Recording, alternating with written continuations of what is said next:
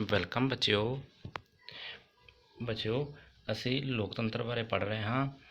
ਤੇ ਕੀ ਹੁੰਦਾ ਬੱਚਿਓ, ਅੰਤਰਰਾਸ਼ਟਰੀ ਪੱਧਰ 'ਤੇ ਵੀ ਲੋਕਤੰਤਰ ਦੀ ਸਥਾਪਨਾ ਕਰਨ ਦੇ ਯਤਨ ਕੀਤੇ ਗਏ ਹਨ। ਜਿਵੇਂ ਕਿ ਭਾਰਤ ਵਿੱਚ ਲੋਕਤੰਤਰ ਹੈ, ਤਾਂ ਤੁਹਾਨੂੰ ਪਤਾ ਹੈ ਇਹ ਤਾਂ ਕਿ ਹੁਣ ਤੱਕ 2 ਵਿਸ਼ਵ ਯੁੱਧ ਹੋ ਚੁੱਕੇ ਹਨ, ਜਿਸ ਕਰਕੇ ਬਹੁਤ ਜ਼ਿਆਦਾ ਜਾਨੀ ਅਤੇ ਮਾਲੀ ਨੁਕਸਾਨ ਹੋਇਆ ਹੈ।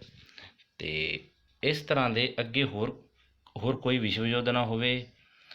ਅੰਤਰਰਾਸ਼ਟਰੀ ਪੱਧਰ 'ਤੇ ਸ਼ਾਂਤੀ ਕਾਇਮ ਕਰਨ ਵਾਸਤੇ, ਦੁਨੀਆ ਦੇ ਦੇਸ਼ਾਂ ਦੀ ਸੁਰੱਖਿਆ ਲਈ, ਗਰੀਬ ਦੇਸ਼ਾਂ ਨੂੰ ਆਰਥਿਕ ਸਹਾਇਤਾ ਦੇਣ ਲਈ, ਦੁਨੀਆ ਵਿੱਚ ਇਸ ਤਰ੍ਹਾਂ ਦਾ ਵਾਤਾਵਰਨ ਪੈਦਾ ਕਰਨ ਲਈ ਕਿ ਹਰ ਪਾਸੇ ਸ਼ਾਂਤੀ ਰਹੇ, ਅਨਿਆਂਪੂਰਨ ਢੰਗ ਨਾਲ ਇੱਕ ਦੇਸ਼ ਦੂਸਰੇ ਦੇਸ਼ 'ਤੇ ਕੋਈ ਹਮਲਾ ਨਾ ਕਰੇ।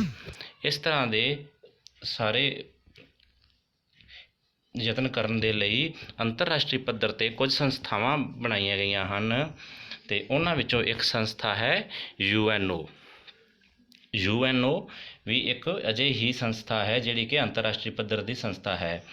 ਤਾਂ ਇਸ ਨੂੰ ਅੰਗਰੇਜ਼ੀ ਵਿੱਚ ਅਸੀਂ ਯੂਨਾਈਟਿਡ ਨੇਸ਼ਨਜ਼ ਆਰਗੇਨਾਈਜੇਸ਼ਨ ਕਹਿੰਦੇ ਹਾਂ। ਇਸ ਦਾ ਪੂਰਾ ਮਤਲਬ ਇਹ ਹੈ।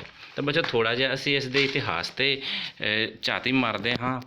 ਤਾਂ ਕੀ ਸੀ ਕਿ ਪਹਿਲਾ ਵਿਸ਼ਵ ਯੁੱਧ ਜਿਹੜਾ ਸੀ ਉਹ 1914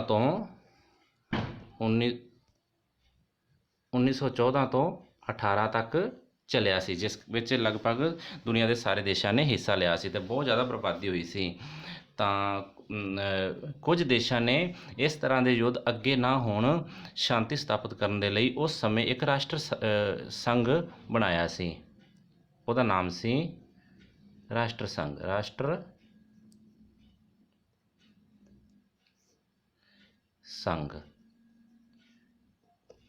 ਬਣਾਇਆ ਸੀ। ਇਹ ਬਣਾਇਆ ਸੀ 1920 ਦੇ ਵਿੱਚ। 1920 ਦੇ ਵਿੱਚ ਜਦੋਂ ਯੁੱਧ ਖਤਮ ਹੋਇਆ, ਉਸ 2 ਸਾਲ ਬਾਅਦ ਇੱਕ ਰਾਸ਼ਟਰ ਸੰਘ ਦੀ ਸਥਾਪਨਾ ਕੀਤੀ ਗਈ 1920 ਵਿੱਚ।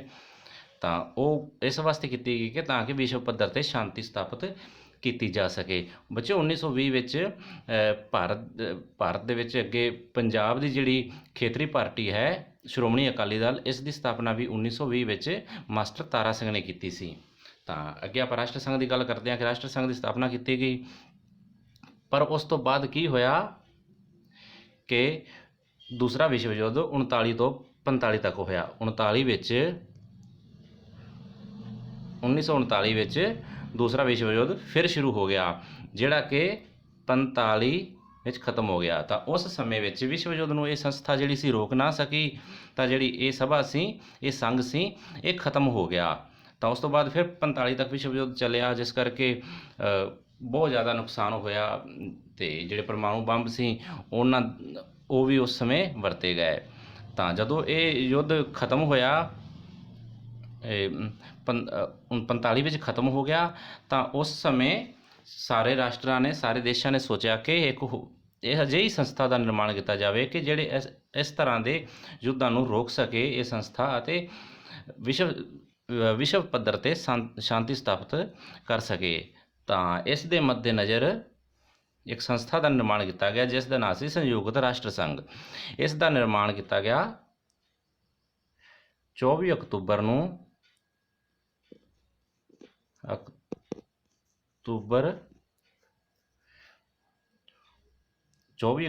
1945, ਜਦੋਂ ਕਿ ਵਿਸ਼ਵ ਯੁੱਧ ਖਤਮ ਹੋਇਆ ਸੀ 1945 ਵਿੱਚ। ਉਦੋਂ ਹੀ ਇਹ ਸੰਸਥਾ ਸਥਾਪਿਤ ਕੀਤੀ ਗਈ। ਤਾਂ ਹੀ ਹੁਣ ਜਿਹੜਾ UNO ਡੇ ਮਨਾਇਆ ਜਾਂਦਾ ਹੈ 24 ਅਕਤੂਬਰ ਨੂੰ।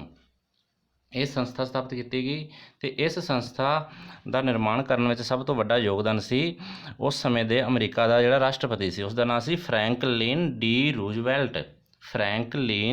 ਰੂਜ਼ਵੈਲਟ। ਉਸ ਸਮੇਂ ਦੇ ਅਮਰੀਕਾ ਦਾ ਰਾਸ਼ਟਰਪਤੀ ਸੀ। ਉਹ ਸੰਸਥਾਪਕ ਉਸ ਨੂੰ ਹੀ ਮੰਨਿਆ ਜਾਂਦਾ ਹੈ। ਤਾਂ ਸ਼ੁਰੂ ਵਿੱਚ ਜਦੋਂ ਇਹ ਸੰਸਥਾ ਬਣੀ, ਉਸ ਸਮੇਂ ਇਸ ਦੇ 51 ਮੈਂਬਰ ਸਨ, ਜਿਹੜੇ ਕਿ ਮੁੱਢਲੇ ਮੈਂਬਰ ਸੀ। ਭਾਰਤ ਵੀ ਇਹਨਾਂ ਵਿੱਚੋਂ ਇੱਕ ਸੀ। ਭਾਰਤ ਵੀ ਇਹਨਾਂ ਮੁੱਢਲੇ ਮੈਂਬਰਾਂ ਦੇ ਵਿੱਚੋਂ ਇੱਕ ਸੀ। 51 ਮੈਂਬਰ ਸਨ। ਅਤੇ ਉਸ ਸਮੇਂ ਜਿਹੜਾ 51ਵਾਂ ਮੈਂਬਰ ਸੀ ਉਹ ਸੀ ਪੋਲੈਂਡ। 51ਵਾਂ ਮੈਂਬਰ ਸੀ, ਜਿਹੜੇ ਕਿ ਮੁੱਢਲੇ ਮੈਂਬਰ ਸਨ। ਤਾਂ ਅੱਗੇ ਗੱਲ ਕਰਦੇ ਹਾਂ ਕਿ ਹੌਲੀ ਹੌਲੀ ਇਹਨਾਂ ਮੈਂਬਰਾਂ ਦੀ ਸੰਖਿਆ ਵਧੇਗੀ ਸਮੇਂ ਦੇ ਨਾਲ ਨਾਲ, ਕਿਉਂਕਿ ਹਰ ਦੇਸ਼ ਨੂੰ ਮਹਿਸੂਸ ਹੋਣ ਲੱਗਿਆ ਕਿ ਅਸੀਂ ਇਸ ਸੰਘ ਦੇ ਵਿੱਚ ਸਥਾਪਿਤ ਹੋਈਏ ਅਤੇ ਹਰ ਕੋਈ ਸ਼ਾਂਤੀ ਚਾਹੁੰਦਾ ਹੈ।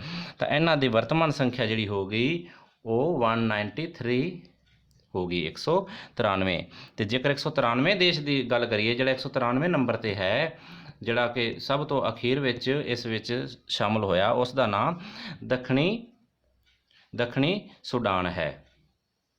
ਦੱਖਣੀ ਸੁਡਾਨ, ਇਹ ਇਸ ਦਾ ਸਭ ਤੋਂ ਅਖੀਰ ਵਿੱਚ 193 ਨੰਬਰ 'ਤੇ ਜਿਹੜਾ ਦੇਸ਼ ਸ਼ਾਮਲ ਹੋਇਆ ਹੈ, ਉਸ ਦਾ ਨਾਂ ਹੈ ਦੱਖਣੀ ਸੁਡਾਨ। ਤਾਂ ਥੋੜ੍ਹੀ ਜਿਹੀ ਅਸੀਂ ਇਸ ਦੇ ਝੰਡੇ ਦੀ ਗੱਲ ਕਰਦੇ ਹਾਂ। ਹਰ ਸੰਸਥਾ ਦਾ, ਹਰ ਦੇਸ਼ ਦਾ, ਹਰ ਇੱਕ ਦਾ ਆਪਣਾ ਝੰਡਾ ਹੁੰਦਾ, ਅਤੇ ਇਸ ਤਰ੍ਹਾਂ UNO ਦਾ ਵੀ ਆਪਣਾ ਇੱਕ ਝੰਡਾ ਹੈ, ਜਿਹੜਾ ਕਿ ਇਸ ਆਕਾਰ ਦਾ ਹੈ। ਅਤੇ ਇਸ ਵਿੱਚ ਇਸ ਤਰ੍ਹਾਂ ਦੇ ਦੋ ਪੱਤੀਆਂ ਹਨ, ਪੱਤੀਆਂ ਦਾ ਨਿਸ਼ਾਨ ਹਨ, ਦੋ ਇਸ ਤਰ੍ਹਾਂ ਦੀਆਂ ਪੱਤੀਆਂ ਕਹਿ ਸਕਦੇ ਹਾਂ ਕਿ ਇਸ ਤਰ੍ਹਾਂ ਦੀਆਂ ਦੋ ਪੱਤੀਆਂ ਹਨ, ਅਤੇ ਵਿਚਕਾਰ ਵਿਸ਼ਵ ਦਾ ਨਕਸ਼ਾ ਹੈ। ਇਹ ਦੋ ਜਿਹੜੀਆਂ ਪੱਤੀਆਂ ਹਨ ਬੱਚਿਓ, ਇਹ ਜੈਤੂਨ ਦੀਆਂ ਪੱਤੀਆਂ ਹਨ, ਅਤੇ ਇਸ ਦੇ ਵਿਚਕਾਰ ਸੰਸਾਰ ਦਾ ਮਾਨਚਿੱਤਰ ਹੈ, ਜਿਹੜਾ ਕਿ ਇਹ ਪੱਤੀਆਂ ਅਤੇ ਇਹ ਪੱਤੀਆਂ ਜਿਹੜੀਆਂ ਨੇ ਇਹ ਸ਼ਾਂਤੀ ਦਾ ਪ੍ਰਤੀਕ ਹਨ। ਤਾਂ ਇਸ ਤਰ੍ਹਾਂ ਜਿਹੜਾ ਵਿਸ਼ਵ ਹੈ ਉਸ ਨੂੰ ਸ਼ਾਂਤੀ ਦੇ ਵਿੱਚ ਦਿਖਾਇਆ ਗਿਆ ਹੈ ਕਿ ਸ਼ਾਂਤੀ ਸਥਾਪਿਤ ਕਰਨ ਦੇ ਲਈ ਇਸ ਸੰਸਥਾ ਦਾ ਨਿਰਮਾਣ ਕੀਤਾ ਗਿਆ ਹੈ। ਤਾਂ ਇਹ ਉਸ ਦਾ ਝੰਡਾ ਹੈ।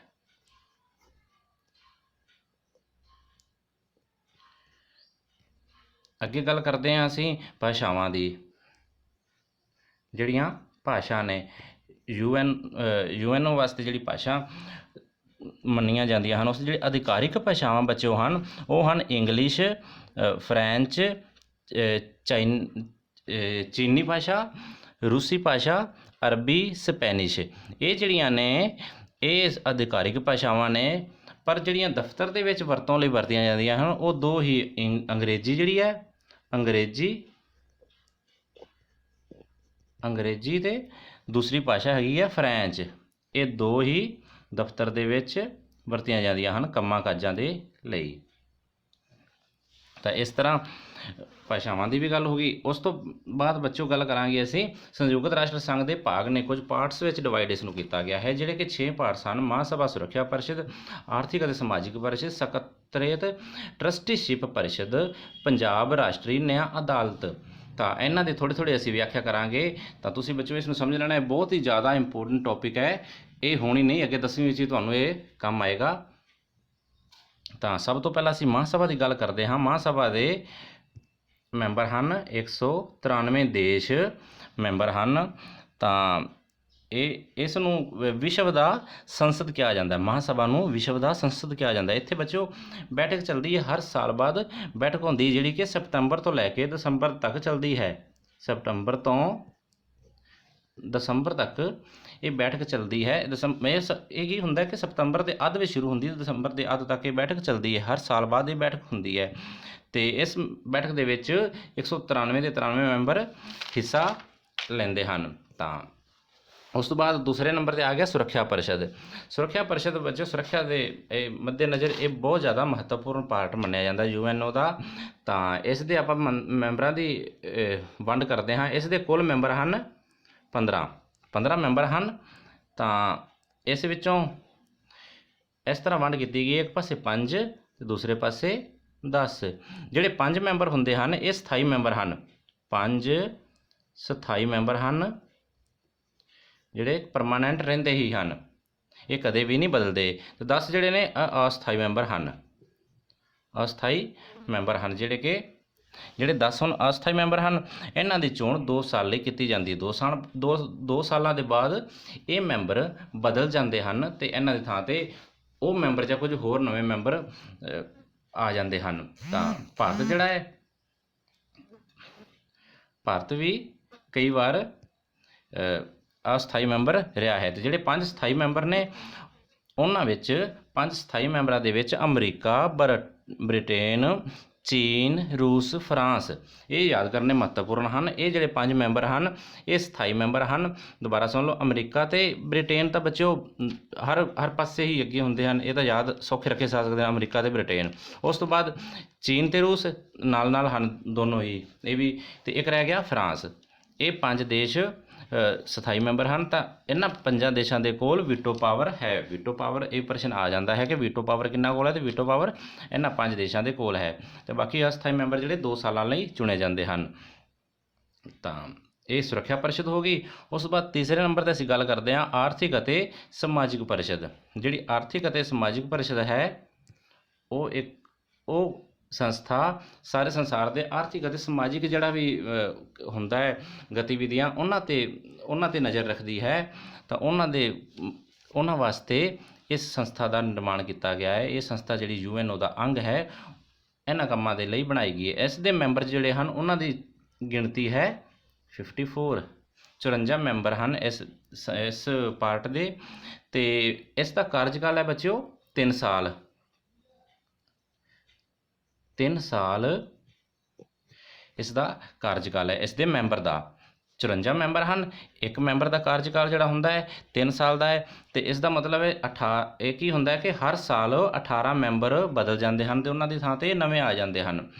ਤੇ ਕਿਉਂਕਿ 18 ਦੂਣਾ 36 ਤੇ 18 ਤੀਆ 54 3 ਸਾਲਾਂ ਬਾਅਦ ਸਾਰੇ ਮੈਂਬਰ ਬਦਲ ਜਾਂਦੇ ਹਨ। ਹਰ ਸਾਲ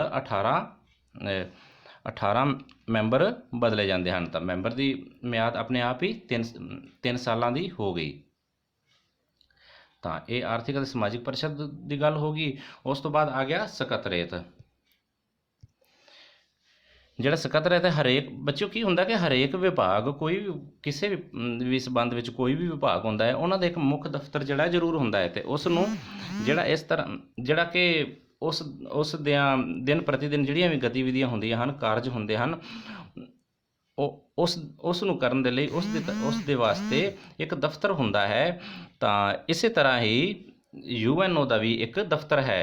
UNO ਦਾ ਦਫ਼ਤਰ ਉਸ ਨੂੰ ਕੀ ਸਕੱਤਰੇਤ ਕਿਹਾ ਜਾਂਦਾ ਹੈ। ਉਸ ਨੂੰ ਸਕੱਤਰੇਤ ਕਿਹਾ ਜਾਂਦਾ ਜਿਹੜਾ UNO ਦਾ ਦਫ਼ਤਰ ਹੈ। ਜਿਹੜਾ ਇਸ ਦਾ ਮੁਖੀ ਹੈ ਇਸ ਸਕੱਤਰੇਤ ਦਾ ਜਿਹੜਾ ਬੱਚਿਓ ਮੁਖੀ ਹੁੰਦਾ ਹੈ ਉਸ ਨੂੰ ਸਕੱਤਰ ਕਿਹਾ ਜਾਂਦਾ ਹੈ। ਉਸ ਨੂੰ ਕੀ ਕਿਹਾ ਜਾਂਦਾ ਹੈ? ਸਕੱਤਰ। ਇੰਪੋਰਟੈਂਟ ਪ੍ਰਸ਼ਨ ਹੈ। ਉਸ ਨੂੰ ਸਕੱਤਰ ਕਿਹਾ ਜਾਂਦਾ ਹੈ।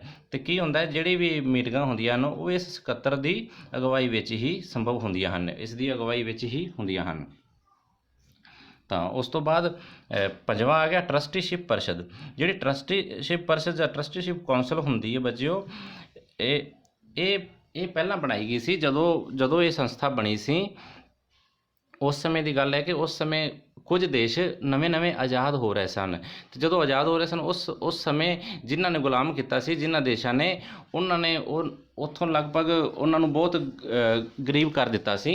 ਪੂਰੀ ਤਰ੍ਹਾਂ ਨਾਲ ਉਹ ਆਪਣੇ ਤੇ ਨਿਰਭਰ ਨਹੀਂ ਸਨ। ਤਾਂ ਇਸ ਸੰਸਥਾ ਦਾ ਨਿਰਮਾਣ ਕੀਤਾ ਗਿਆ ਕਿ ਜਿਹੜੇ ਦੇਸ਼ ਆਪਣੇ ਉੱਪਰ ਨਿਰਭਰ ਨਹੀਂ ਹਨ ਜਿਹੜੇ ਵੀ ਦੇਸ਼ ਆਪਣੇ ਆਪ ਨਿਰਭਰ ਨਹੀਂ ਹਨ ਉਹਨਾਂ ਦੇਸ਼ਾਂ ਦੇ ਆਰਥਿਕ ਹਾਲਤ ਸੁਧਾਰੇ ਜਾਣ ਪਰ ਉਹਨਾਂ ਦੇ ਜਿਹੜੇ ਆਜ਼ਾਦੀ ਦੇ ਵਿੱਚ ਕਿਸੇ ਤਰ੍ਹਾਂ ਦੀ ਰੋਕ ਨਾ ਪਾਈ ਜਾਵੇ।